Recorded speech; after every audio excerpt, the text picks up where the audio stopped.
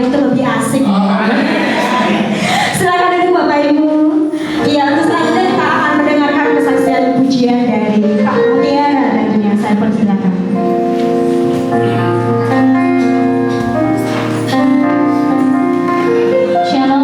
Shalom. Ya, kita sudah memuji Tuhan. Udah pada keringatan?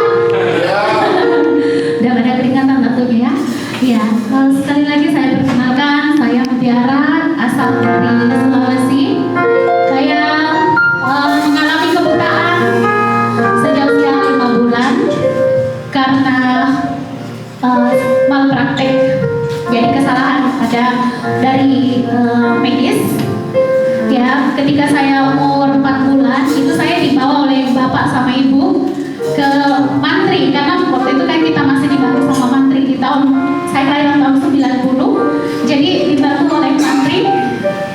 Katanya sudah usia 4 bulan tapi nggak sama dengan bayi yang lain, kira-kira seperti itu.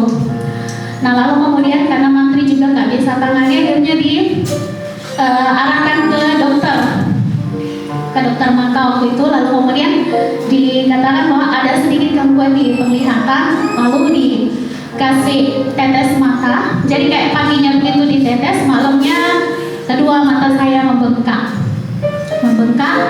dan ternyata setelah diperiksa obat tersebut sudah gak layak pakai gitu. Sampai akhirnya saya bertumbuh seperti anak-anak pada umumnya. Cuman saya agak heran gitu, kok saya beda sama teman-teman yang lain gitu. Ya, ketika namanya juga anak kecil pasti punya banyak pertanyaan ya, punya banyak rasa penasaran gitu.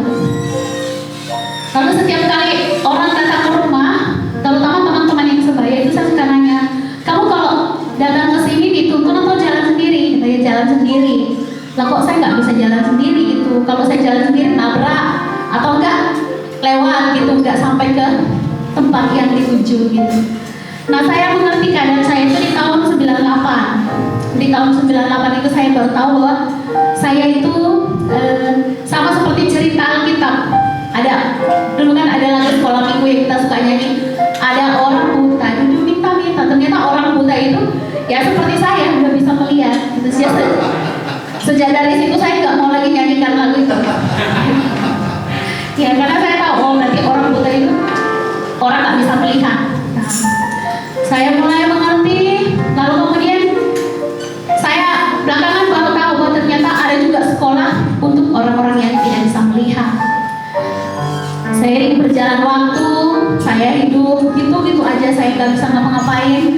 Sampai akhirnya saya mulai mengerti, mengenal tentang dunia luar itu di usia ke-15 tahun. Itu juga belum sepenuhnya, sampai saya kemudian dibawa keluar dari rumah, maksudnya dibawa tinggal dengan ibu angkat saya. Lalu disitulah saya kemudian belajar, tapi di situ saya masih belajar menyesuaikan diri, karena dari tahap suka di tempat yang sepi terus kemudian datang di tempat yang ramai kayak di kota gitu. Jadi kan kayak di sini gitu, karena kebiasaan ya di dalam rumah gitu. Tapi ya seperti itulah.